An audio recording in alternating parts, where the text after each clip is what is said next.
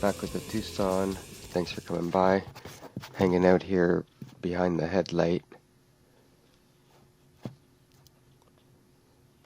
And that's where I ended up. So I'm just working out the wiring here for the sequential turn signals. There's something I wanted to show you though about the DRLs when you start your car. So I got a couple wires hooked up here.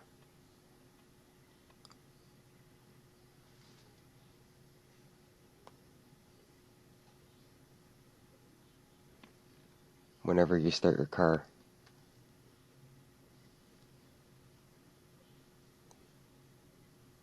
Signal lights are working good. So I just got to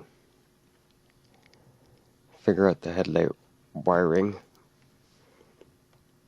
and I'm gonna let you know how I got this in here like that.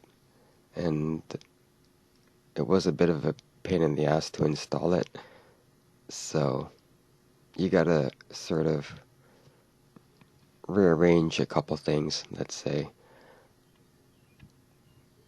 Alright, so look forward to seeing you guys soon for the final install video.